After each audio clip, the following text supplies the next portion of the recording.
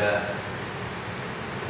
الحمد لله رب العالمين، كون الأكوان ودبر الزمان، موجود أزلا وأبدا بلا كيف ولا جهة ولا مكان، ولا ند له ولا مثيل له ولا ولد له ولا شريك له ولا حول ولا قوة إلا بالله العلي العظيم.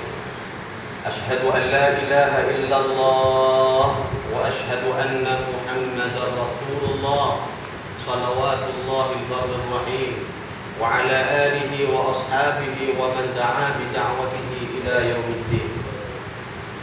رب اشرح لي صدري ويسر لي أمري واحلل عقدة من لساني يفقهوا قولي. سبحانك لا علم لنا إلا ما علمتنا إنك أنت العليم الحكيم. ولا حول ولا قوة إلا بالله العلي العظيم. Hormati Musi Surau, Imam Tuan Bilal, Tuan Kuasa Surau, Tuan Guru, Ustaz-Ustaz, Muslimin, Muslimat, Hadirin dan Hadirat dirahmati oleh Allah Subhanahu wa Ta'ala. Pertama-tama kalinya, marilah sama-sama kita merafakkan dan kita hadapkan diri kita ini kepada ketaatan kepada Allah. Kerana dengan limpah dan kurnianya lah kita sampai kepada malam ini dan saat ini, hari ini, kita masih lagi ditetapkan oleh Allah Subhanahu wa Ta'ala dengan nikmat Islam dan iman, yang mana Allah Ta'ala tidak mencabut lagi. Maknanya harus kalau Allah Ta'ala nak cabut iman yang ada dalam diri kita, kita kena banyak bersyukur sangat di atas nikmat yang besar ini. Kerana jikalau berkekalan nikmat Islam dan iman ini sampai mati, maka orang itu akan berjaya di dalam kehidupan yang kekal abadi di akhirat Allah Subhanahu wa Ta'ala.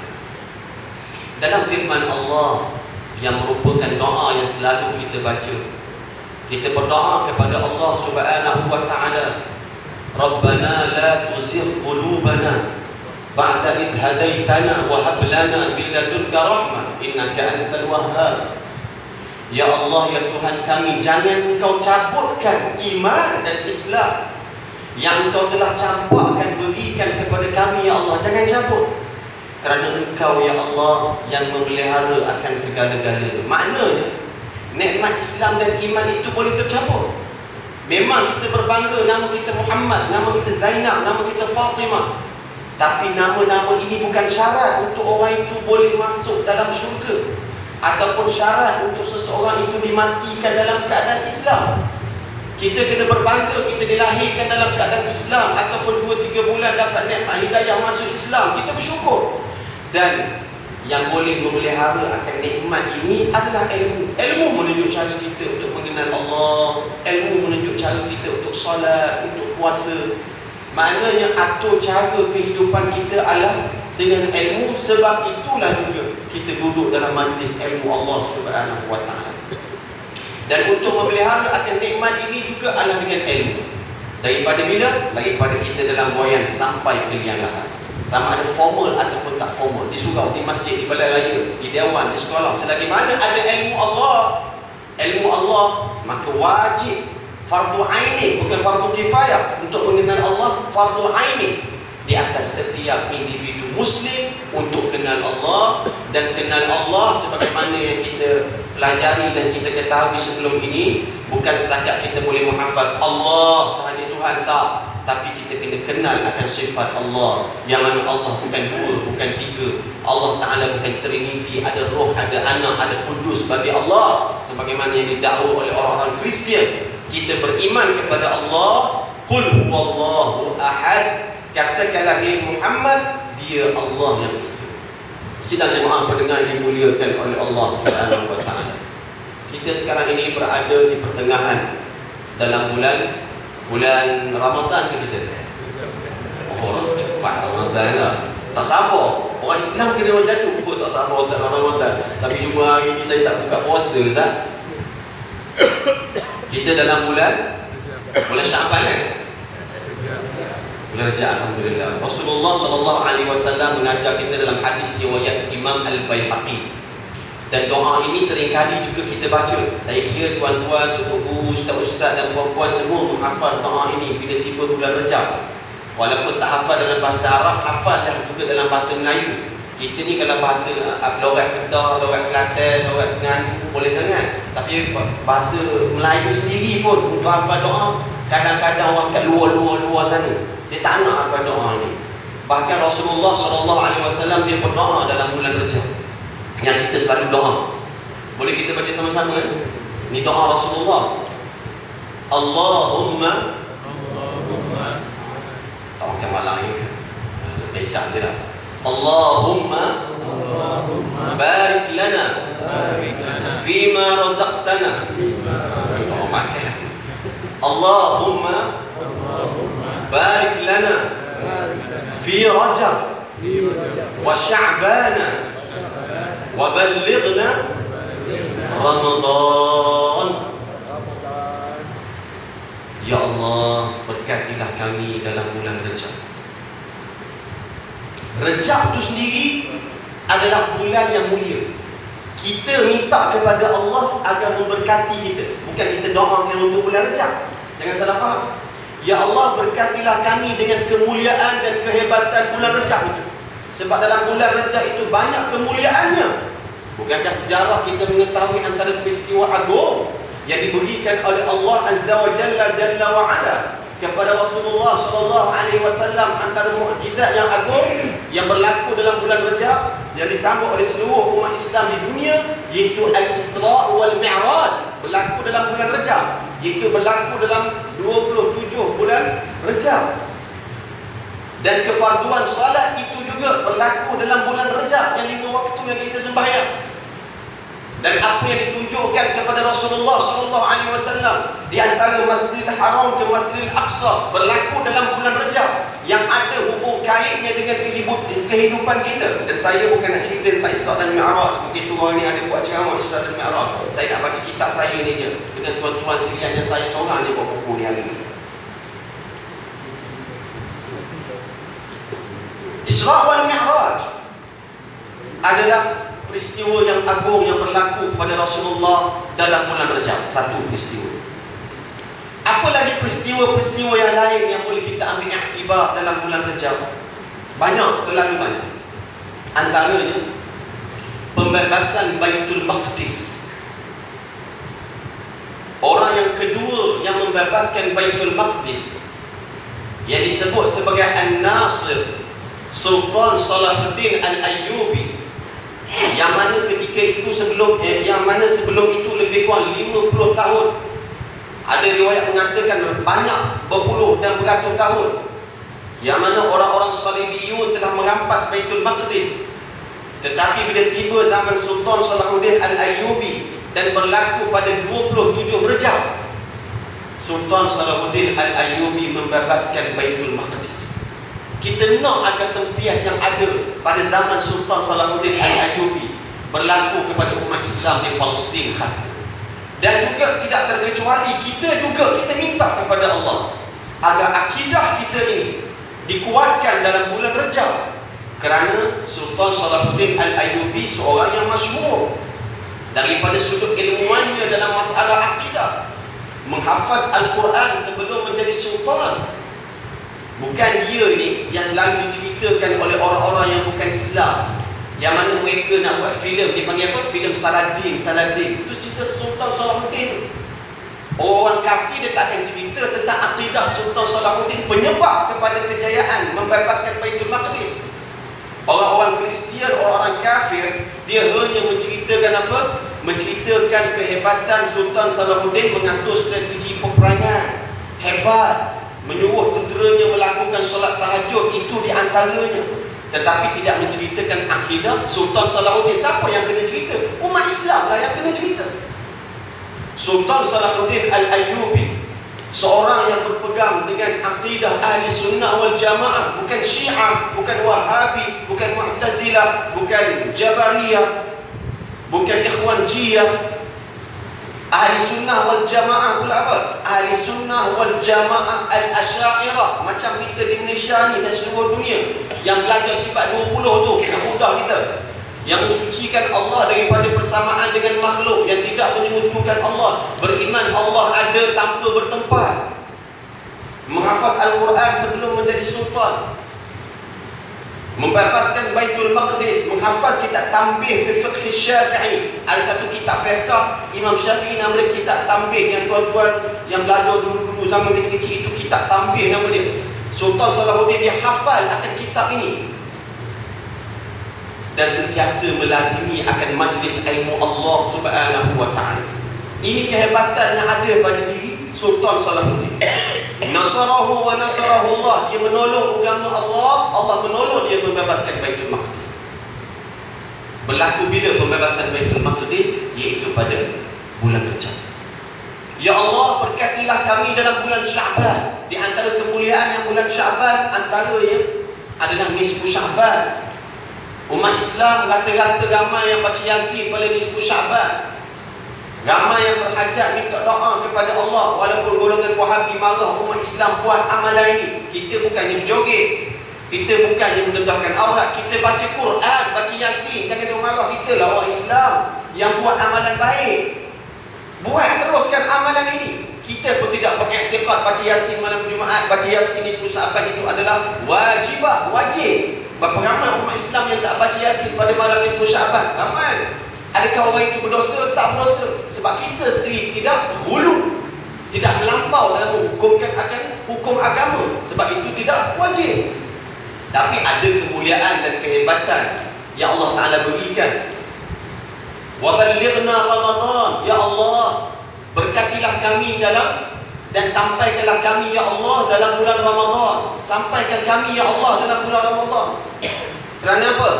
Kerana dalam hadis yang lain Rasulullah SAW bersabda, Rajab syahrullah. Rajab ni, bulan Rajab adalah bulan Allah. Wa Sya'ban syahri. Sya'ban bulan aku. Wa Ramadan syahri ummati. Dan Ramadan adalah bulan umat aku untuk melakukan amal ibadah kepada Allah Subhanahu wa ta'ala. Sidang jemaah pendengar dimuliakan oleh Allah Subhanahu wa ta'ala. Berdoalah dengan doa ini sama ada dalam bahasa Arab ataupun dalam bahasa Melayu. Ya Allah, berkatilah kami dengan bulan Rajab. Berkatilah kami dengan bulan Syaban. Berkatilah kami dan sampaikanlah kami ya Allah dalam semulia-mulia bulan, iaitu bulan Ramadan. Sedang jemaah pendengar dimuliakan oleh Allah Subhanahu wa ta'ala. InsyaAllah saya akan selitkan sedikit di akhir pada kuliah ini nanti tentang Isra dan Mi'raj yang perkara usul, yang berkaitan dengan usul. Dan insyaAllah saya akan membaca kitab, membaca buku untuk tuan-tuan sekalian. Dan saya minta sangat-sangatlah lepas pada ni insyaAllah semua, saya rasa dah banyak dah beli yang baru ni lah. Semua mungkin lupa, Ustaz kuliah, Ustaz dah lah jarang-jarang. Lepas tu kan kalau kita tak bawa kitab lah, betul, silap saya juga tak ingatkan. Ini saya ingatkan bulan akan datang nanti insyaAllah. Tak jadi, tak cik saya bawa kitab. Orang dulu saya kena cerita, kena black sikit. Orang dulu Tok Guru dia tak bawa kitab, anak murid bawa kitab. Tapi zaman sekarang ni anak murid hebat sebab dia macam Imam Syafi'i. Dan kita amin, ya Allah, doa Ustaz doakan kami macam Imam Syafi'i. Ya, saya cerita sikit sejarah yang saya pernah cerita dulu. Imam Syafi'i dulu, ni saya dah cerita dulu. Imam Syafi'i suatu hari dia pergi belajar dengan Imam Malik. Tak bawa buku lah, tak ada buku. Tapi dia ni memang tak ada duit nak beli buku. Kertas dan semua betul lagi. Dia pergi dekat kelas Imam Syafi'i dan Imam Malik. Dia duduk ujung-ujung ceruk sana, takut kena marah. Itu Imam Syafi'i, imam kita. Dia buat apa? Dia main ID tu. Imam Malik selalunya mengajar masa dia panjang, tapi dia terpaksa memberhentikan sebab anak murid dia bermain. Ada orang anak murid yang baru, dia berhenti, dia panggil anak muda. Lepas pada tu, anak muda mari sini, kenapa kamu bermain ketika mana aku sudah mengajar ilmu Allah? Ini ilmu Allah, kenapa bermain? Lalu Imam Syafi'i kata, aku bukan bermain wahai guru, tapi saya menulis dengan ailio saya. Imam Syafi'i tak ada pen, menulis dengan ailio saya dekat tangan, tulis, kemudian saya terus hafal. Ya ke budak ni? Boleh ingat terus, bukan tulis tak nampak tulisan dia. Kalau macam tu ulang semula hadis yang telah saya baca daripada mula sampai habis. Lalu Imam Syafi'i pula tidak ada satu patah pun perkataan yang salah. Maka takjublah Imam Malik di atas usaha yang besar daripada Imam Syafi'i, macam tuan-tuan dan puan-puan sekalian, insya-Allah, untuk menjadi Imam Syafi'i radhiyallahu ta'ala anhu. Sidang jemaah pendengar dimuliakan oleh Allah Subhanahu wa taala. Banyak pengajaran sebenarnya kita ambil daripada ulama-ulama terdahulu, insya-Allah. Okey. Sebelum ini saya dah mulakan dengan mukadimah. Tak silap saya lah, saya ini lupa tuan-tuan dan puan-puan ni ingat banyak. Jadi kita mulakan dengan soal jawab yang pertama berkaitan dengan ilmu akidah daripada kitab Aqidah Muslimin ini. Sebelum itu saya nak maklumkan, mungkin tuan-tuan ada dapat risalah yang bagi kawan-kawan sahabat saya tadi. Saya baru buka cawangan daripada sekolah Mahat Tarbiyah Darul Hijrah di Pahang yang 30 tahun tu. Kalau tuan-tuan pernah tengok dalam TV 1, TV 2, TV 3, ada 40 sejadah berdiri. Kita tengok yang terbaru tahun lepas. Sekolah saya itulah.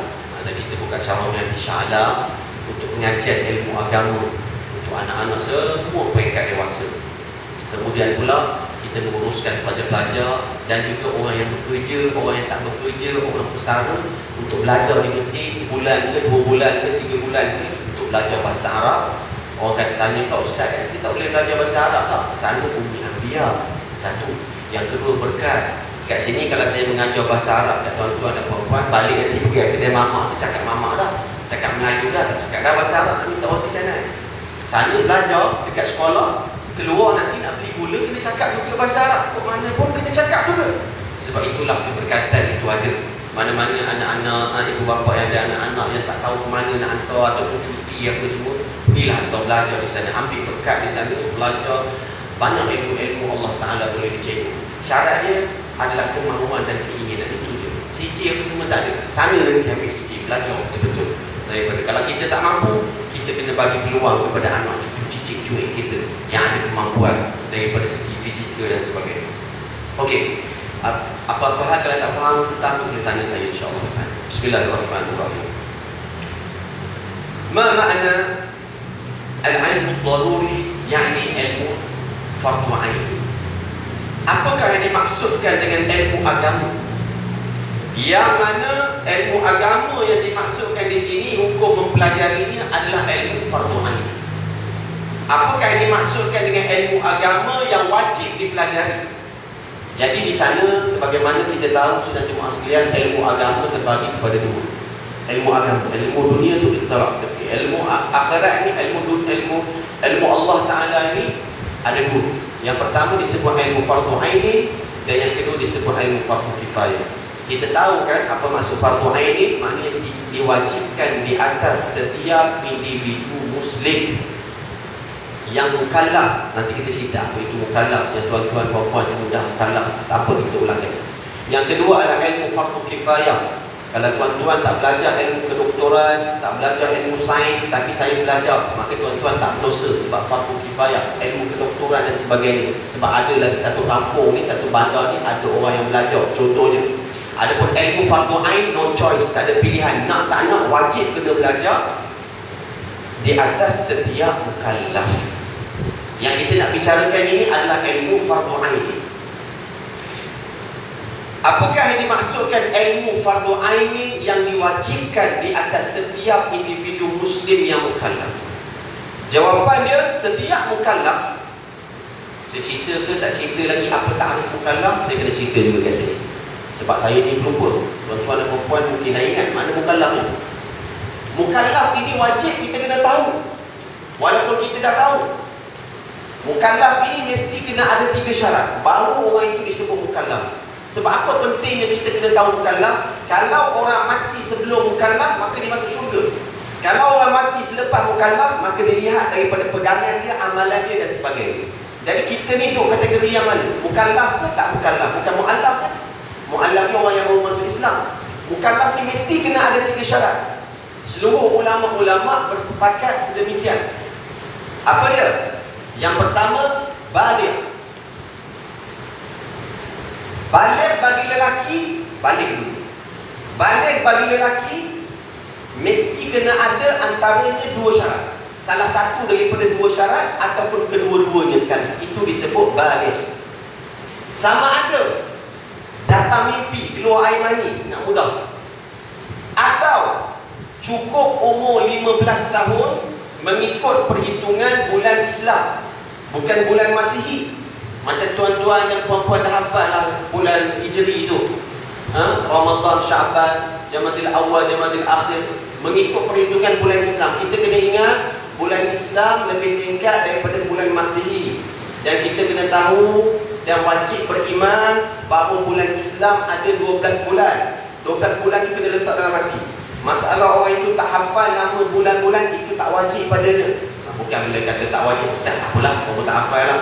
Nak ingat juga. Orang kat luar-luar sana saya ingatkan selalu macam tu. Takkan bulan Masihi kita ingat, bulan Hijri kita kena ingat. Sebab apa? Kita kena hitung juga berkaitan dengan mukallaf ini. Pentingnya mengetahui akan bulan Islam. Sebab Quran menyatakan inna iddatash syuhuri 'indallah 12 syahra. Sesungguhnya dihitung akan bulan Islam itu 12 syahra. Ada 12 bulan. 12 bulan. Sebab itulah Islam menyatakan wajib kena mengetahui 12 bulan. 12 bulan, 1 2 tu. Bilang apa tu, nama-nama bulan tu tak wajib. Adalah lebih baik kita mengetahui, tidak? Yang pertama adalah balik. Balik bagi lelaki sama ada datang mimpi kepadanya ataupun cukup umur 15 tahun mengikut perhitungan bulan Islam. Kita sendiri pun kena tahu ni, bila kita dilahirkan dalam bulan Islam. Ramai orang kat luar sana, dia tahu bulan Masihi dia dilahirkan. Orang lahir bulan berapa sebab nak sambut hari jadi dia ni, 4 bulan 11 1974 contohnya. Bila bulan Hijri tak tahu pun ustaz, tak diajar kamu. Dah, kita kena tahu. Kalau buka dalam internet, sidang jemaah sekalian, sekarang ni mudah, pergi dekat Jais ataupun Jawi ataupun Jakib. Di sana ada dia bagi apa? Penukaran daripada bulan Masihi kepada bulan Hijri. Tengok, cek daripada 4 bulan 11 1974 convert kepada bulan Hijri, dia akan pergi secara automatik. Tiba-tiba tengok 12 Rabiul Awal tahun gajah. Akan kena bulan kelahiran Rasulullah rupanya saya ni. Contohnya bulan Masihi nak kena dengan siapa? Kalau bulan Rabiul Awal kena dengan kelahiran Rasulullah. Contoh. Kalau bulan Ramadan, alhamdulillah. Bulan Syawal, bulan Rejab, bulan yang disebut sebagai Rasulullah doakan Rejab dan Syaban, bulan keberkatan. Alhamdulillah. Maknanya kalau bulan Islam itu semua ada keberkatan dan kemuliaan setiap bulan. Kalau bulan Masihi tak ada keberkatan. Bulan Masihi April Fool. Tak, bulan April.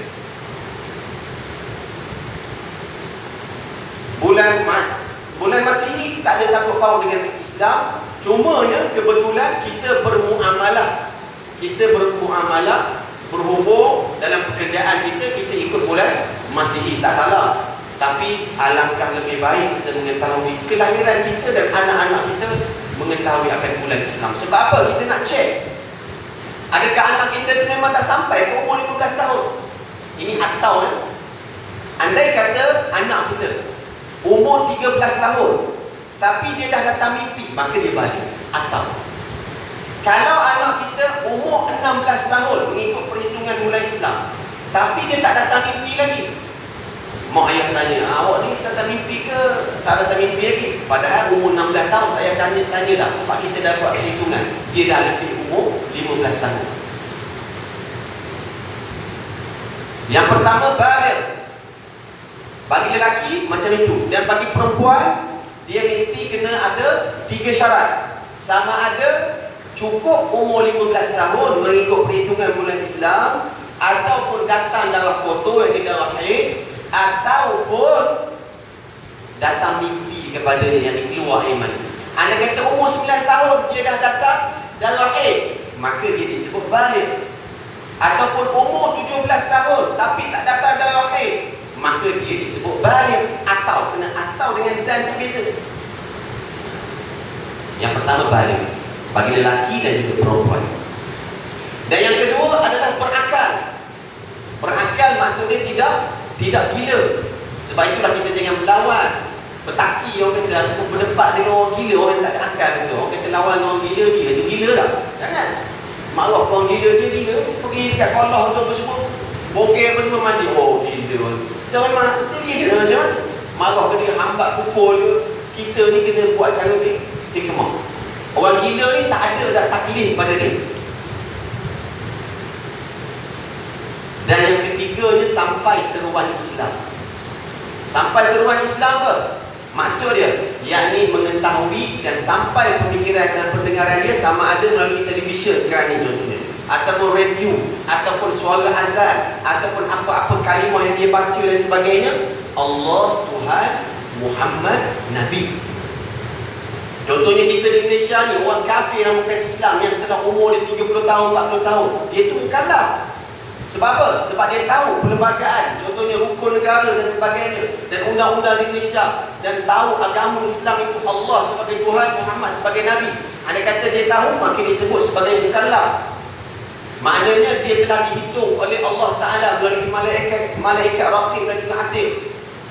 Pentingnya juga kita kena tahu, andai kata, ulama kata, andai kata orang itu duduk hujung kampung, hujung dalam hutan, duduk hujung dunia, dan dia ni telah melebihi umur 15 tahun, contohnya umur dia 20 tahun, dan dia ini tidak gila pula, tapi tak sampai seruan yang mengatakan Allah sebagai Tuhan, Muhammad sebagai Nabi, dan dia mati dalam keadaan sedemikian, maka orang ini tidak diazab oleh Allah Subhanahu wa ta'ala. Sebagaimana firman Allah, wa ma kunna mu'adzibina hatta nab'atha rasula, dan kami tidak mengazab mereka itu kecuali didatangkan utusan pengkhabaran tentang Allah dan juga Nabi Muhammad SAW. Masalah dia nak tipu ke tak tipu, itu hak dia. Contohnya dia kata, tak sampai perseruan yang kata Allah sebagai Tuhan, Muhammad sebagai Nabi, tapi dia ni dah lebih umur 15 tahun, dia ini adalah seorang yang tidak gila. Itu dia dengan Allah Subhanahu wa ta'ala. Pentingnya kita kena mengetahui mukallaf ini adalah kerana sebagaimana yang kita sebut tadi, orang yang mati sebelum mukallaf maka dia masuk ke dalam syurga. Contohnya anak-anak yang dilahirkan daripada ibu bapaknya yang bukan Islam, umur 4 tahun, 5 tahun, 6 tahun, anak orang yang bukan Islam, kemudian dia mati, maka orang ini, baik kanak-kanak ini, apabila dia mati di hari kiamat nanti, dia dimasukkan oleh Allah Ta'ala ke dalam syurga. Tetapi bezanya dengan kanak-kanak yang ibu bapa dia Islam, yang mana dia mati dalam usia yang belum sampai kepada baligh tadi, anak-anak orang yang Islam, maka darjat dia sahaja, kelebihan dia saja lebih tinggi daripada anak-anak yang mana ibu bapa dia tidak Islam. Faham tak? Penting kita kena mengetahui dan mengingatkan kepada anak-anak kita, sahabat andai kita, kaum keluarga kita, mukallaf ini kena tahu untuk diri kita, keluarga kita, anak-anak kita dan masyarakat kita, bahawa yang pertama kena baligh, berakal sampai seruan Islam. Dalam hadis Rasulullah yang diriwayatkan oleh Ibnu Hibban, rufi'al qalam an thalath, diangkatkan catatan, yakni raqib dan atid tidak catat 3 perkara, antara tentang 3 jenis manusia. Yang pertama, anin naimi hatta yastayqidha, apa-apa yang berlaku dalam tidur sampai dia berjaga maka tidak dicatat oleh malaikat. Contohnya dia mengigau dia sebut kalimah dia hina Allah, hina Rasul, ataupun malam tidur dalam surau ramai-ramai, kita orang lelaki ni contohnya dah. Kemudian maklumlah kita orang Melayu ni suka pakai kain, dan kain tu sunnah. Terselok sana, terselok sini, kawan tu tengok, oi, dia buka kain. Esok dia bercakap, awak ni berdosa lah semalam kain selok, nampak aurat awak. Dia tak berdosa. Jangan kita cepat menghukumkan orang itu berdosa. Apa-apa yang berlaku dalam tidur, sama ada ucapan ataupun perbuatan, maka tidak dikira oleh Allah Subhanahu wa ta'ala. Berlaku kepada seorang jemaah saya yang pergi umrah. Dia galak sangat, nak pergi sangat umrah, tak sabar-sabar, seminggu lagi tak pergi umrah. Perempuan, dia mengigau. Dia keluar daripada rumah dia tu, rumah Banglo, rumah sepiji. Dia keluar waktu malam, ramai orang tengok. Kebetulan rumah depan dia tu ada kedai makan, orang tengok. Dia keluar dalam keadaan mendedahkan aurat, dia tawaf rumah dia 7 kali, pun dia nak masuk ke dalam rumah. Ada orang-orang yang jahil tengok, berdosa lah ustazah tu, dosa ustazah tu dedahkan aurat. Dia tak berdosa. Sebab apa? Sebab berlaku dalam hidup. Yang tengok tu jangan tengok terus, beritahu kepada suami dia dan sebagainya. Ini keadaan yang Rasulullah sebut diangkatkan catatan oleh malaikat raqib dan atid tentang 3 jenis manusia. Yang pertama, apa yang berlaku dalam hidup sehinggalah terjaga. Wa 'anil majnuni hatta ya'qila, dan daripada orang gila sehinggalah berakal. Apa-apa yang berlaku gila, dalam gila tu sendiri, masa gila tu sendiri, maka dia tidak dikira oleh malaikat raqib dan juga atid. Dan perlu faham tentang gila. Yang dimaksudkan tidak dicatat oleh malaikat raqib dan atid. Contohnya, saya nak bagi contoh supaya saya cepat faham. Tuan-tuan dan puan-puan ni cepat faham, insya-Allah. Contohnya dia lahir, ni waktu lahir dia di sini. Lahir sampailah umur 20 tahun. 20 tahun datang gila. Ada orang Melayu ni cepat datang gila. Pak dia berjalan, dia pergi highway. Macam-macam dia orang Melayu gitu. Pelik kadang-kadang. Stres kan? Hidup stres macam. Fikir dunia. Sampai gila dia. Jalan dia. Umur 20 tahun datang gila. Kemudian dia gila sampailah dia mati.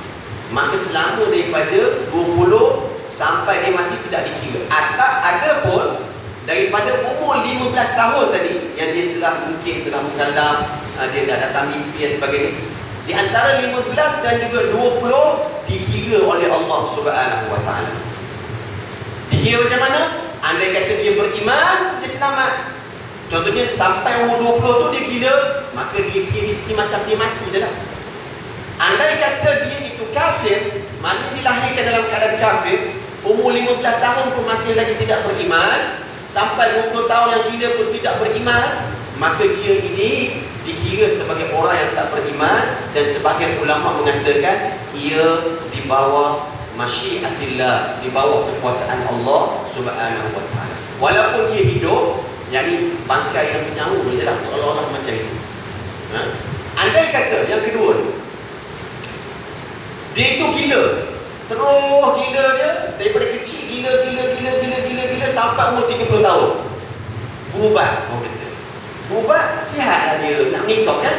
Dalam nak menikah berubat, lepas tu dia sihat, tak gila.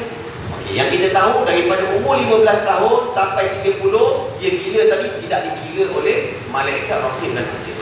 Bila umur 30 tahun, dia sihat, berubat. Berubat pula, ubat tu dia tak tahan lama. 5 tahun je tahan. Umur 35 tahun datang gila balik. Ni penyakit orang Melayu kita. Orang Melayu kat luar sana. Kadang-kadang fatrah 35 tahun ini dikira oleh Allah Subhanahu wa taala melalui malaikat raqib dan juga atid. Bila datang gila, berubat balik. Kena cerita, kena detail. Berubat balik umur 30, umur 40 sihat semula. Andai kata masa umur 30 sampai 35 tadi dia tidak beriman, maka masa dia berubat tadi 40, maka dia kena beriman kepada Allah Subhanahu wa taala.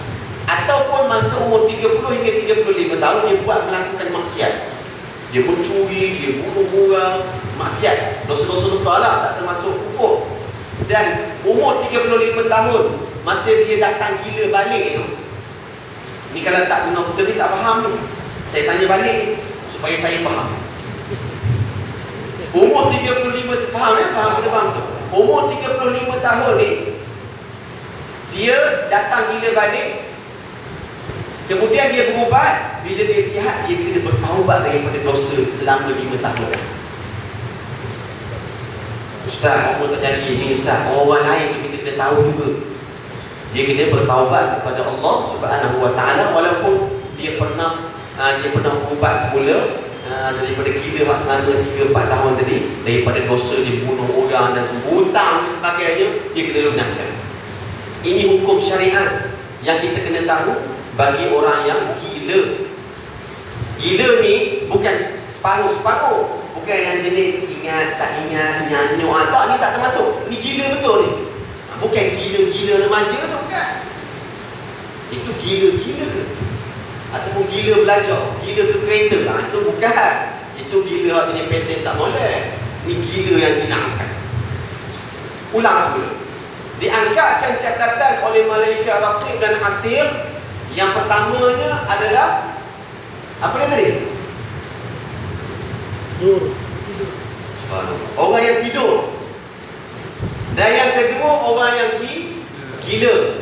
Dan yang ketiga wa'anis sabi hatta yahtalima. Daripada kanak-kanak sehinggalah balik. Sebab itulah segelintir masyarakat di luar-luar sana, dia bila bawa anak dia umur 5-6 tahun yang tak balik, yang tak cukup lagi syarat dia tadi, masuk kedai supermarket, anak-anak benda lah tahu kan. Dia ambil cekedi, ambil jajan, masuk dalam poket. Mak ayah tahu. Balik rumah pukul orang, pukul ni, berdosa mak abang curi ni. Pukul tu tak apa, nak ajar dia. Tapi yang kita hukumkan, hukum Allah tidak kena pada tempatnya. Berdosa, dia tak berdosa. Dia tak berdosa mencuri, tapi kena ajar dia, mencuri itu berdosa. Beza kalau kita cakap awak itu berdosa. Tak, dia tak berdosa, tapi mencuri itu berdosa. Beza. Yang perlu kita letak, yang perlu kita jaga akan lidah kita bila bercakap tentang hukum Allah kepada anak-anak kita. Dan anak-anak pula jangan fikir, oh ustaz, dia boleh mencuri dan nanti mak ayah tak apa. Dah apa? Kalau ada budak-budak kecil belakang, kena beritahu jangan mencuri pula. Memang kena waktan pun. Okey. Mengikut syariat Islam, setiap mukallaf ni fardu ain, baru mukallaf. Sebab saya dah beritahu sebelum ini, sistem pengajian ilmu Islam bukan cepat habis, tapi cepat pandai dan cepat faham. Macam tuan-tuan sekalian. Kalau cepat habis, saya boleh baca 3-4 hari ni habis dah. Setiap mukallaf tadi ada 3 syarat. Ada pun balik, bagi lelaki ada 2 syarat, bagi perempuan ada 3 syarat. Kemudian mesti berakal, tidak gila. Yang ketiga sampai seruan Islam. Setiap mukallaf diwajibkan mempelajari suatu qadar ilmu agama. Saya dah baca dah ni tuan. Ni yang baca lagi dah. Yang pertama ni mukadimah kan. Itu mukadimah kan. Setiap mukallaf diwajibkan mempelajari suatu qadar ilmu agama yang dia perlu, yang terdiri daripada akidah. Okay, kita tengok di sini. Maknanya yang diwajibkan di atas setiap individu Muslim yang mukallaf belajar sekadar je. Maknanya bukan semua ilmu agama. Dan sekadar itu adalah berkaitan dengan ilmu fardu ain yang termaktub dalam disebut kadar-kadar itu apa? Yang pertama ilmu akidah. Ini diperincikan. Sekadar ni macam kita bercakap lah, sekadar je, sikit je. Tapi didetailkan di sini ilmu dia apa? Ilmu akidah. Yang wajib, yang paling utama, mentauhidkan Allah, beriman Allah ada tanpa bertempat, Allah bukan berjisim, Allah bukan di langit, Allah bukan zat yang ada di mana-mana. Ini akidah Islam. Rukun iman yang saya cerita sebelum ini tentang rukun iman yang ketika Jibril bertanya kepada Rasulullah SAW tentang apa itu iman, tentang apa itu ihsan, tentang apa itu Islam, yang dijawab oleh Rasulullah SAW. Akidah adalah syarat untuk diterima sembahyang, puasa, haji, zakat dan semua sekali.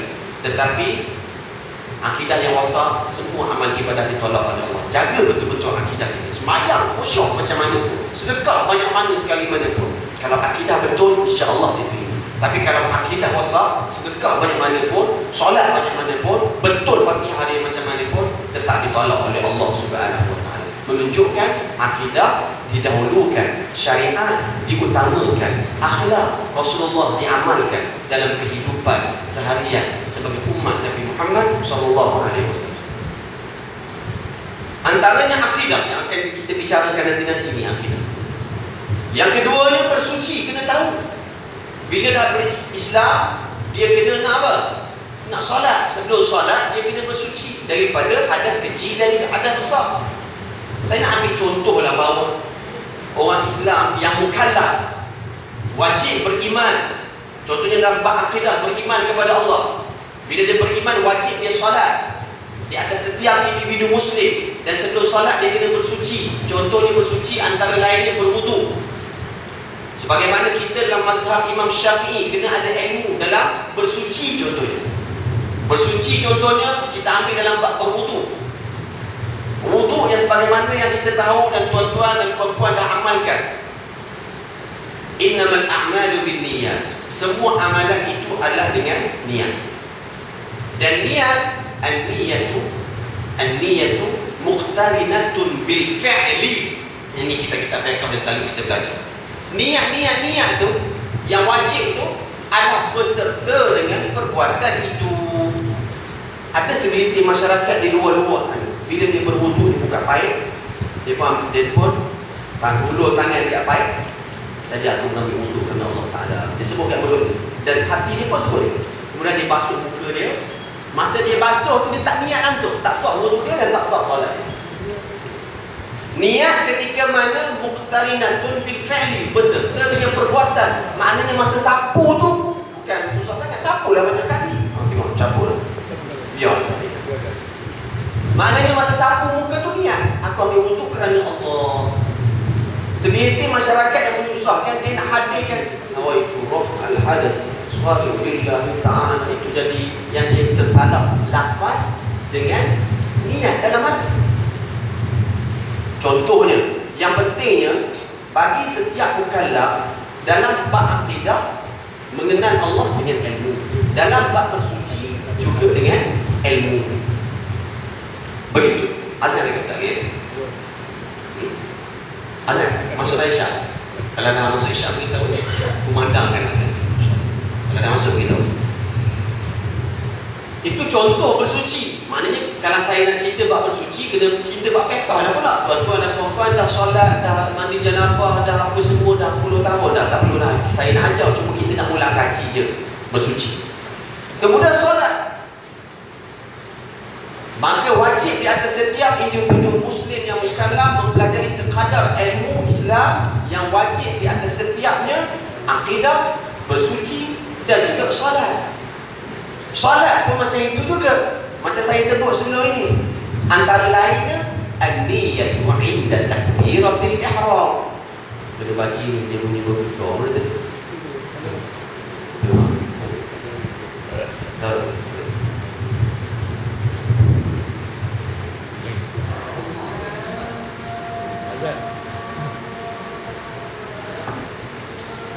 InsyaAllah azan.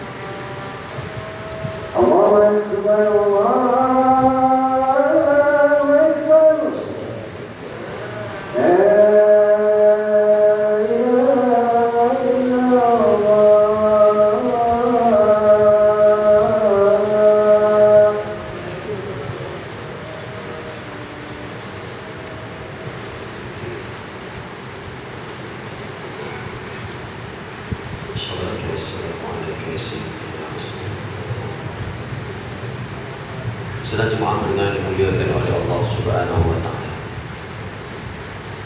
Asas yang diwajibkan oleh Allah Taala ke atas setiap mukallaf adalah mempelajari akan ilmu akidah. Ilmu akidah kena belajar, ilmu bersuci kena belajar. Bukan bersuci orang saja tak, tapi ada ilmu mana tempat yang kena, yang mana tak kena, yang mana kena serap, yang mana tak kena serap. Solat pun macam itu juga.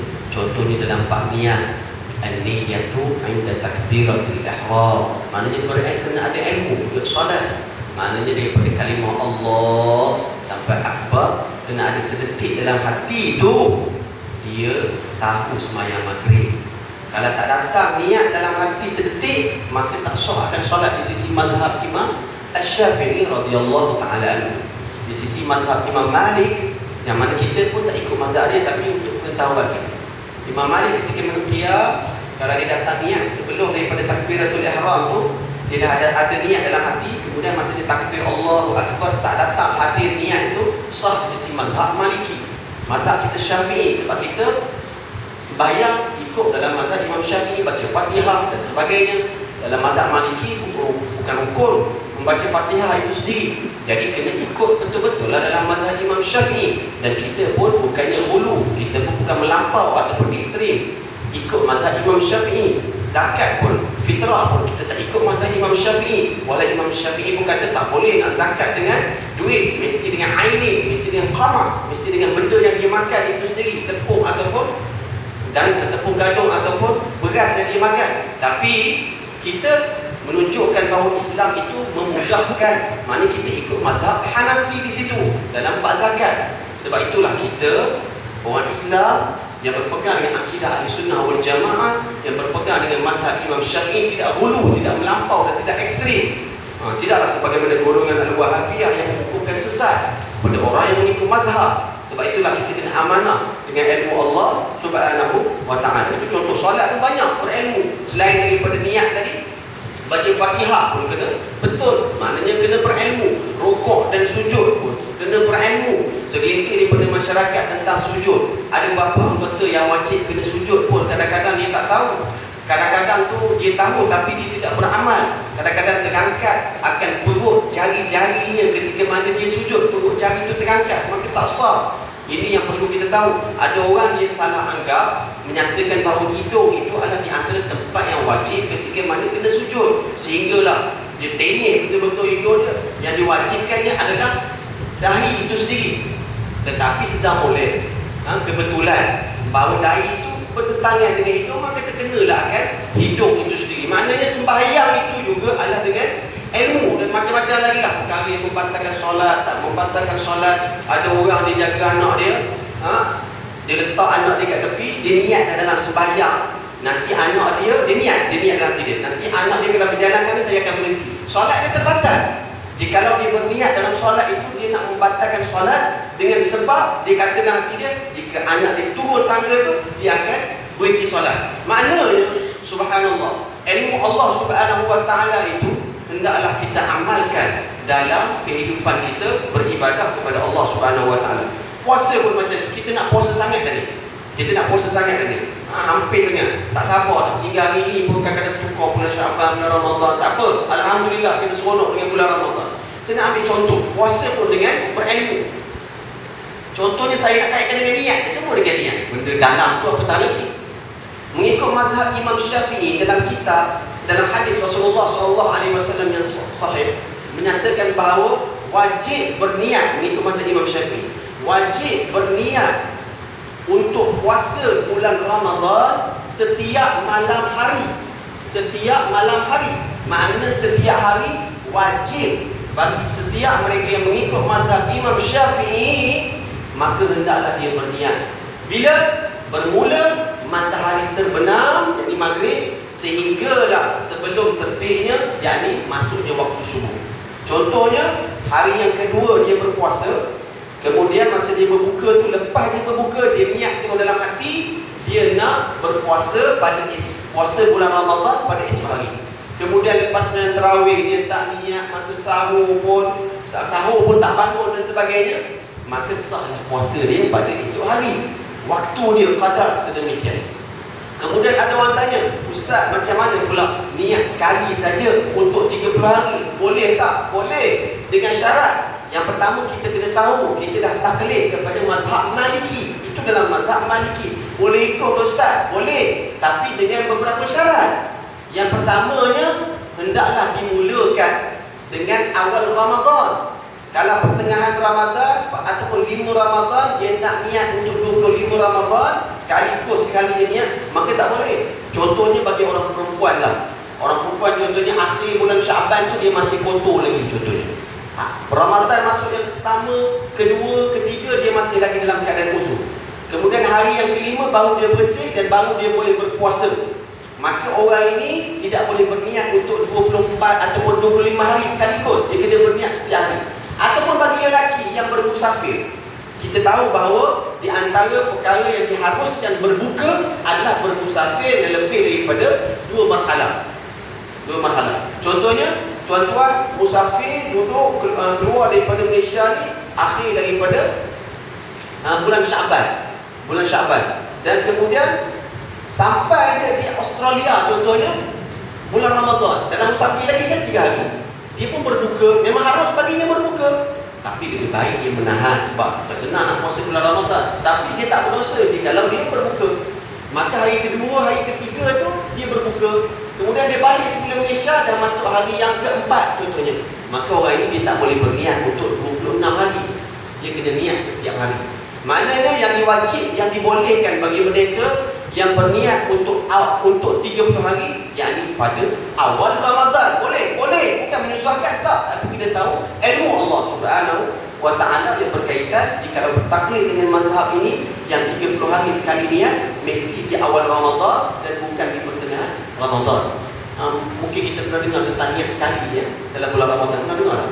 Ya? Boleh, tapi dengan syarat yang kita sebutkan. Itu menunjukkan bahawa solat pun dengan ilmu, puasa pun dengan ilmu, zakat pun dengan ilmu. Zakat kita tengok di sini. Zakat yang wajib kena belajar apa zakat? Zakat bagi orang, sebab dah terjemah dalam bahasa Melayu ni. Zakat bagi orang yang diwajibkan untuk mengeluarkannya. Wajib orang itu kena belajar. Apa dia? Contohnya, dia ada tanaman, dia ada binatang ternakan yang cukup nisab dia.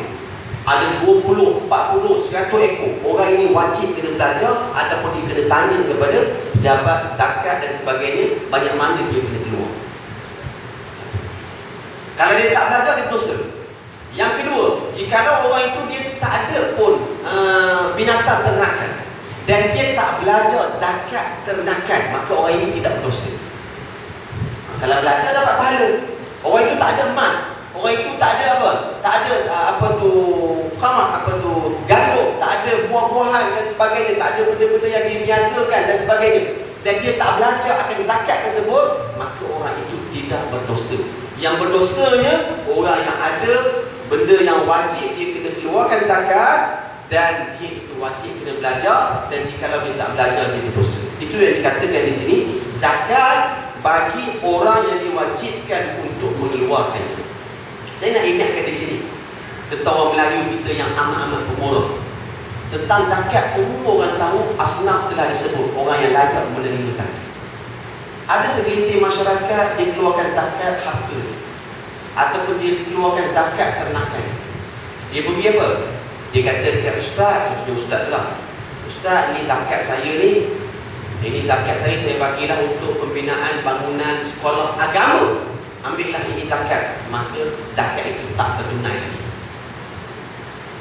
tak termasuk dalam asnaf. Ustaz, ini zakat saya nak bagi kepada fakir miskin, maka tertunai sebab innamas sadaqat lil fuqara wal masakin masakin wal amilin yang kita belajar dalam bab asnaf mereka yang layak menerima zakat. Beza tu beza walaupun benda itu nampak baik, sekolah agama disebut bangunan, maka itu tidak seorang pun ulama Syafi'i, Hambali, Maliki dan Hanafi kata tertunai akan zakat.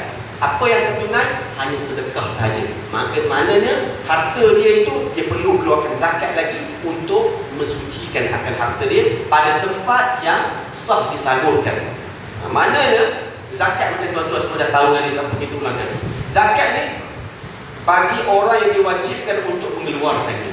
Kemudian apa yang sekadar untuk belajar ilmu fardu ain antara lain haji, belajar ilmu haji bagi orang yang berkemampuan. Contohnya tuan-tuan daftar dengan tabung haji dekat kat sini. Apa dengan tabung haji untuk pergi haji. Naik nama tengok tahun 2020. Tapi kemampuan dah ada. Apa dari segi kemampuan? Kesihatan, daripada segi keuangan, daripada apa semua sudut yang dalam bab syarat sah haji ada pada dia. Orang ini wajib kena belajar dalam bab haji. Sebab dia dah ada kemampuan. Bukan semestinya kena masa pergi tu dia kena belajar walaupun nama dia naik lambat. Itu yang dikatakan haji bagi orang yang berkemampuan. Andai kata orang tu memang tak ada kemampuan, dia daftar je dengan tabung haji, tapi dia tak ada kemampuan. Dalam tabung haji pun ada 2-3 ribu je. Mana lepas tabung haji sekali pun 12 ribu, 20 ribu lah. Dan dia tak belajar pun dalam bab ilmu haji sekarang-sekarang ni, maka orang ini tidak berdosa. Itu yang dikatakan haji bagi orang yang berkemampuan untuk menunaikan amalan ibadah haji tersebut. Dan juga mengetahui ilmu berkaitan maksiat hati pun kena tahu. Mana hati kita ini dengan Allah Ta'ala. Kena belajar ragu-ragu dengan Allah. Ragu-ragu kan dalam hati. Ragu-ragu dengan Allah kufur. Kena belajar. Ragu-ragu dengan Allah Ta'ala itu ada kufur. Hati yang beriman Allah Ta'ala bertempal, berjisim, maka terbatal akan iman. Mana hati yang sah, yakni beriman betul-betul Allah Ta'ala ada tanpa bertempal. Contohnya tangan pun kena belajar setakat mana hak tangan kita. Sampai macam tu sekali ulama mendedikkan. Tangan kita kena jaga mana barang kita, yang boleh diambil, mana barang yang tak boleh diambil. Walaupun barang itu halal, adakah boleh kita ambil? Maka itu kena belajar. Mengetahui maksiat anggota badan, tangan, mata dan sebagainya, seluruh anggota badan. Telinga, kena tahu maksiat telinga, kena tahu. Naik bas ekspres daripada Kelana Jaya balik ke Terbang. Naik bas ekspres tu pasang pula lagu yang memang melalaikan Hindustan ke apa ke, rock ke apa semua. Telinga dia kena jaga. Pasang pula kuat-kuat. Kita ni manalah ada kekuatan kata, oi driver, slowkan sikit. Tak ada, marah dia orang. Kita pula ambil kapas letak kat telinga. Waktu siang pula nampak dia orang, peliknya orang ni. Tak perlu letak kat telinga. Yang penting kita tak reda dengan apa yang dipasang. Maknanya kita kena kuatkan kekuatan iman kita. Kuatkan kekuatan iman kita. Ini kalau sampai pasang lagu kita pun melitik sekali, anu, geleng. Ya dah tu. Mana kita reda dengan apa yang kita dengar.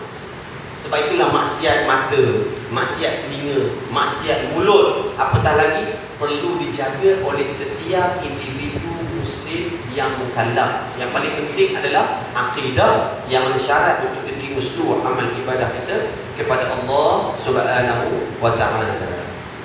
Allah Subhanahu wa Ta'ala berfirman. Kita baca sama-sama firman Allah, boleh?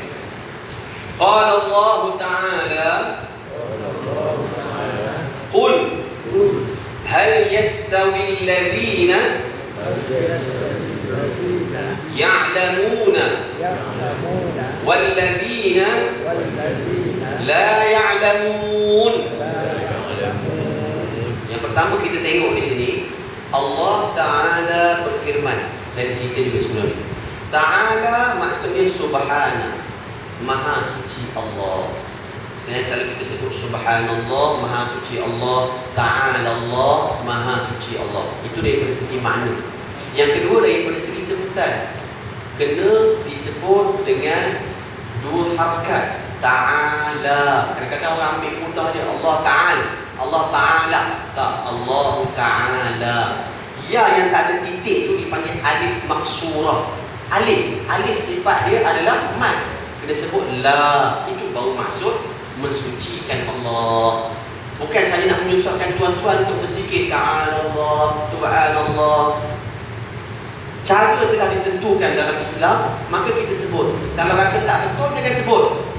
Dan kena perbetulkan kalau tak sebut.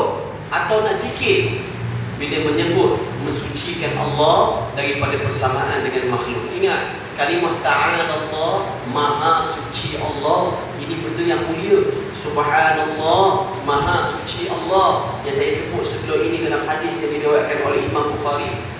Kalimatani khafifatani thaqilatani fil mizani habibatani ila Rahman subhanallah wa bihamdi subhanallahil azim. Dua kalimah yang ringan, mudah disebut. Thaqilatani fil mizan, sangat berat di mizan Allah. Jangan kita ingat mizan kena letak barang tersebut, tak, dikira sebutan. Dua kalimah yang berat, amat berat timbangannya di hari kiamat di mizan Allah. Habibatani ila Rahman. Dua kalimah ini Allah Ta'ala amat suka sebutnya. Apa dia? Amalkan zikir ini ya Rasulullah ajar. Subhanallah wa bihamdi subhanallahil azim. Apa maksud subhana? Maha suci Allah Ta'ala Allah. Sebut jangan nak apih tegah je, tak. Subhanallah, subhanallah, subhanallah, tak. Subhanallah. Allah tu banyak. Subhana, subhanallah, subhanallah wa bihamdi subhanallahil azim. Maha suci Allah dan pujian ke atasnya. Maha suci Allah dan agungnya Allah Subhanahu wa ta'ala. Segelintir masyarakat di luar sana bila mengagung-agungkan orang, oh hebat orang tu, kereta besar, hebat rumah besar, kan kita rasa, oh hebat orang tu. Itu orang kita boleh agungkan. Allah Subhanahu wa ta'ala, Tuhan kita, Khaliqul alam, yang menciptakan alam. Apatah lagi bila kita berzikir tu, kita kena tadabbur, kita kena rasa rendah diri dengan Allah. Subhanallah, Maha Suci Allah. Tak ada apa pun aku di sisi Allah. Aku ni dipinjamkan oleh Allah Ta'ala sementara saja di atas dunia ini. Wa bihamdih, dan pujian kepadanya yang memberikan nikmat kepada aku. Subhanallah, Maha Suci Allah, Al-Azim, yang agung. Tidak ada yang lebih agung kecuali Allah Subhanahu wa ta'ala. Ini sifat orang mukmin. Bila dia bertasbih, bila dia bertahmid, dia bertakbir dengan sebutan yang betul. Yang pertama sebutan yang betul, dan juga dia mendatangkan rasa khusyuk dan tawaduk, merasakan kebesaran dan keagungan Allah Subhanahu wa ta'ala. Ini yang disebut Ta'ala, Subhana. Katakanlah hai Muhammad, tidaklah sama orang yang mengetahui dan orang-orang yang tidak mengetahui. Maknanya Allah Ta'ala pandang mulia kepada orang yang berilmu. Ilmu kenal Allah, semua orang Islam kena kenal. Bukan orang yang ada nama ustaz saja, tak. Saya sebut ilmu sembahyang, semua orang wajib sembahyang dan wajib kena ada ilmu. Ke imam je kena baca Fatihah. Kita dalam mazhab Imam Syafi'i kena baca Fatihah, kena rukuk dengan betul, kena sujud dengan betul. Kalau sembahyang sendiri pun macam itu juga. Zakat, ustaz je kena zakat? Tak. Orang yang cukup nisab kena keluar zakat. Dan orang yang terima zakat adalah mereka yang disebut dalam asnaf yang telah ditetapkan oleh syariat. Puasa, semua orang kena tahu niat berpuasa. Sebab semua Islam yang mukallaf wajib kena melakukan amal ibadah ini. Sebab itulah saya cerita ni semua untuk semua, termasuk saya sendiri, kena beriman kepada Allah, jangan menyekutukan Allah, kena solat dan sebagainya. Sebab Allah Subhanahu wa ta'ala menyatakan, sesungguh katakanlah hai Muhammad, tidak sama orang yang mengetahui dengan orang-orang yang tidak mengetahui. Maknanya Allah Ta'ala memuliakan orang yang berilmu. Yarfa'illahu alladhina amanu minkum walladhina utul ilma darajat. Dalam surah Al-Mujadalah Allah Ta'ala berfirman, Allah Subhanahu wa ta'ala mengangkat darjat, pangkat, kedudukan Di kalangan mereka orang beriman yang diberikan ilmu pengetahuan oleh Allah. Maknanya semua di atas setiap individu Muslim yang mukallaf. Dan Rasulullah SAW bersabda lagi pula. Kita baca sama-sama hadis Rasulullah pula. Tak cukup saya baca seorang. Ingat ya, sebab apa saya ajak tuan-tuan baca ayat Al-Quran. Kalau saya baca seorang, saya ialah dapat pahala insya-Allah jika saya ikhlas dan betul. Kalau tuan-tuan baca juga, alhamdulillah, jika ikhlas dan betul dapat pahala di sisi Allah.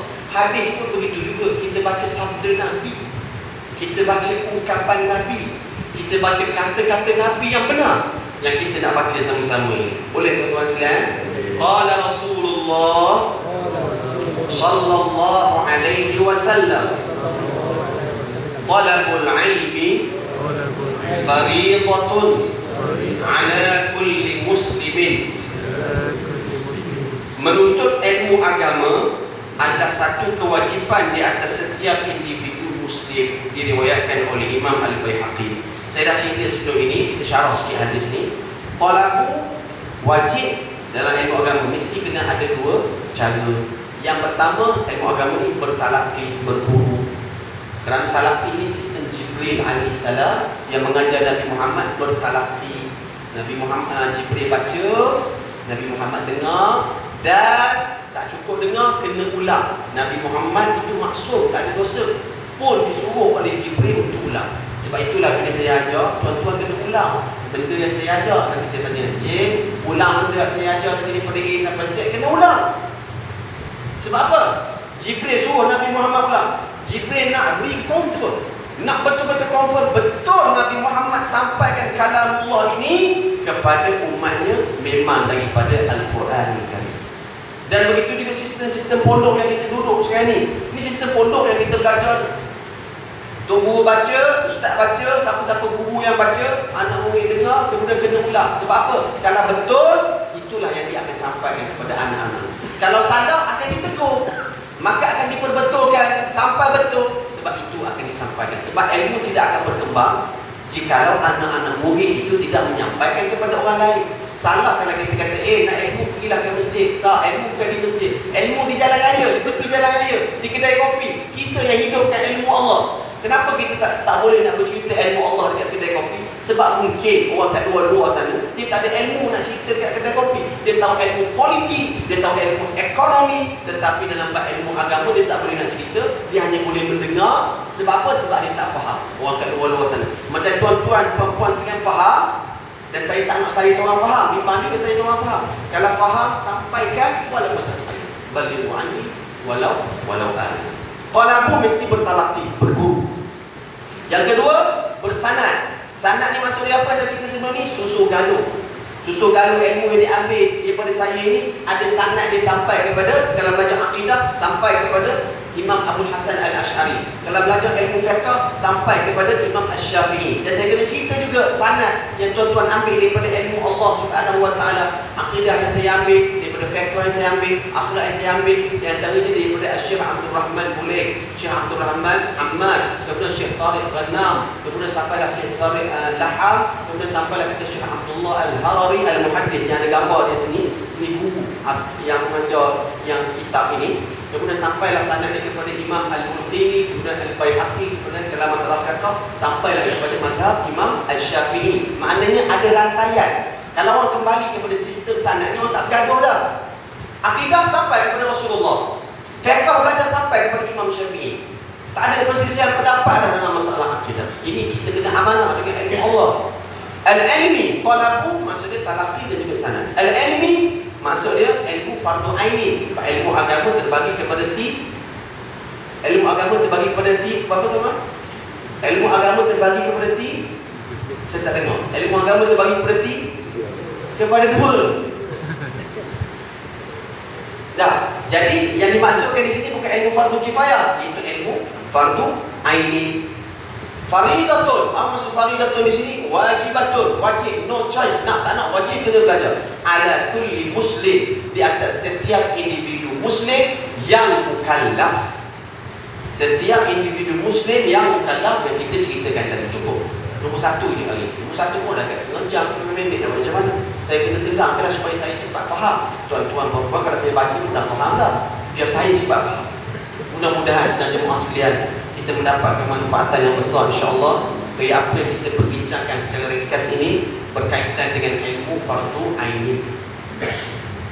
Dan kebetulan kita dalam bulan Rajab ni ambilan kitab, ya. Dan ada dalam bulan Isra dan Mi'raj, mana-mana masjid, surau ada buat ceramah Isra dan Mi'raj. Saya nak cerita satu dua perkara saja berkaitan dengan Isra dan Mi'raj. Saya bukan nak ceramah Isra dan Mi'raj. Yang golongan Al-Wahabiyah, golongan Mujassimah diambil kesempatan Isra dan Mi'raj, ataupun golongan orang jahil yang hanya belajar ilmu agama dengan buku tapi dia tak bertalaqi dan sanad. Bila cerita tentang Isra dan Mi'raj, ada beberapa perkara akidah yang telah disalaherti yang boleh membatalkan iman. Apa dia? Contohnya tentang Mi'raj. Nabi naik ke langit dan Nabi menerima kefarduan salat di langit. Orang awam akan faham bahawa Nabi Muhammad bertemu dengan Allah yang mana Allah Ta'ala berada di langit. Itu secara literal, secara umum yang orang faham. Sebab itulah kita ahli sunnah wal jamaah beriman bahawa Allah Ta'ala ada tanpa bertempat. Nabi Muhammad naik ke Sidratul Muntaha, menerima kefarduan solat di sana. Nabi Muhammad memang naik di langit, dan Allah Ta'ala bukan di langit.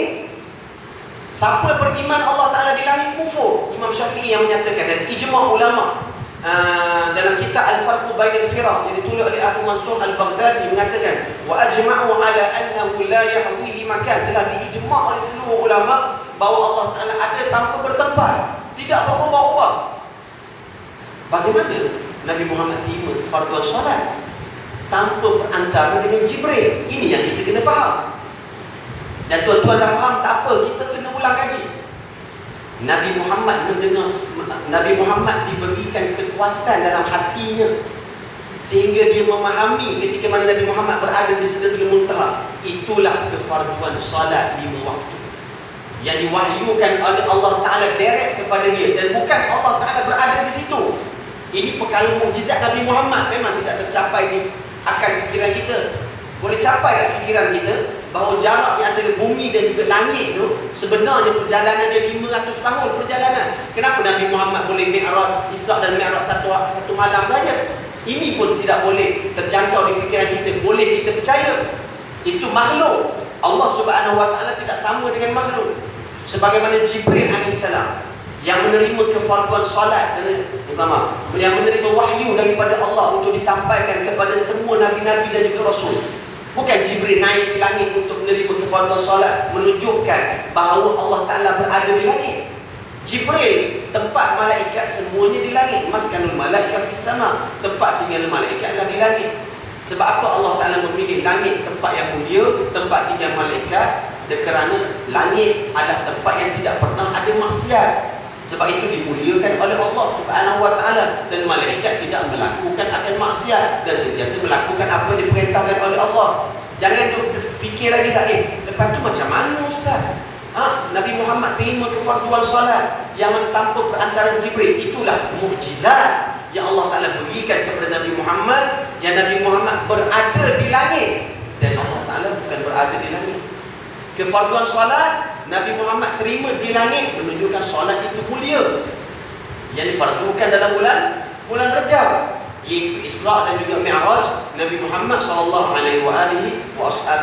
Ini perkara asas. Saya nak ingatkan, mana-mana buku, mana-mana siapa pun ceramah yang mendakwa di ahli sunnah wal jamaah, jikalau kata Nabi Muhammad bertemu dengan Allah Ta'ala di langit, dengan dia kata bahawa Allah Ta'ala berada di langit, maka itu bukan akidah Islam. Itu akidah yang menyanghihi daripada ahli sunnah wal jamaah, akidah para nabi, para sahabat ridwanullah ta'ala alaihim ajma'in. Mudah-mudahan dengan apa yang kita kongsikan bersama akan mendapat kemanfaatan yang besar dari Allah Subhanahu Wa Ta'ala kepada kita, agar kita tergolong daripada kalangan umat Nabi Muhammad SAW yang berilmu, menjadi sebagaimana sahabat yang berilmu, ulama-ulama dahulu yang berilmu, belajar dari kecil sampai tua, belajar nak ilmu Allah Ta'ala. Walaupun orang kata usia umah orang kata 50-60 tahun, tapi belajar bukan yang cukup syarat tak untuk diri dia.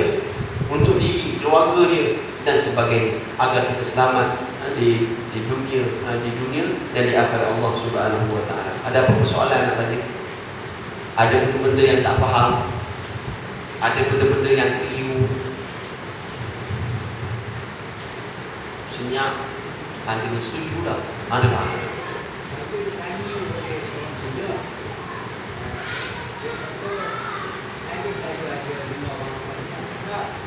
Anak tu mati kena balik, dia mati betul. Ya. Saya ni orang sini. Saya kalau saya mati, kita anak saya sama saya jalan sama. Kalau saya mati, dia kata, dari awal dah sudah awal saya siap, awak tak selamat dia. Aku yang saya besar. betul lah tu. Maknanya dia tu sampai sekarang ni kafir lah, bukan Islam. Dan maknanya dia pun takut kehidupan akhirat. Dia pun takut jikalau dia mati dalam keadaan kafir, dah tak tahulah dia bercakap atas dasar dia bergurau ke ataupun dia bersungguh-sungguh sebab dia tahu Islam ini hebat, Islam ini ada atur cara dan ada susunan dan sebagainya. Yang pertamanya, orang kafir dia cakap macam mana ni, kita kena letak dalam diri kita kena faham. Orang kafir cakap baik macam mana pun, sedekah banyak mana pun, itu cakap benda baik tu. Kemudian dia menderma banyak mana pun, dia tolong orang susah macam mana pun, tidak ada kebaikan padanya di hari kiamat. Adapun anak dia, betul dia cakap, ataupun tuan cakap, anak dia yang belum balik, contohnya umur 5 tahun, 7 tahun, kemudian mati, maka kita tahu tadi kita dah bicarakan masuk syurga. Adakah anak dia boleh tolong dia? Tak boleh juga. Contohnya anak dia tak boleh membantu sebab apa? Kafir. Ayah yang kafir tak boleh anak yang masuk syurga boleh membantunya. Oleh sebab demikian, apa yang perlu kita bicarakan kepada non-Muslim yang mungkin mereka minat kepada agama, dalam hadis Rasulullah mengatakan aslim faslam, masuk Islam kamu selamat. Selamat di mana? Di akhirat Allah Subhanahu wa taala. Masuk Islam kamu selamat, damuka, harta kamu pun selamat, dunia pun kamu selamat, insya-Allah. Di akhirat apatah lagi kamu selamat, insya-Allah. Jadi itu dia ulasan yang saya boleh kongsi bersama, yang dikongsi juga oleh tuan tadi. Maknanya orang kafir dia cakap benda baik pun dia tak ada manfaat. Walaupun anak dia baik macam mana pun, umur 5-6 tahun, tak boleh nak dapat kebaikan daripada anak tersebut. Dan kalau anak dia itu sendiri mati dalam keadaan belum balik, belum kalam, dia dimasukkan dalam syurga dan tak boleh membantu ibu bapaknya yang kafir. Ada pun jikalau ibu bapa itu kafir dan anak dia Islam yang masih dua-dua masih hidup, wajib ke atas anak itu untuk menjaga, memelihara ibu bapanya walaupun ibu bapa itu kafir.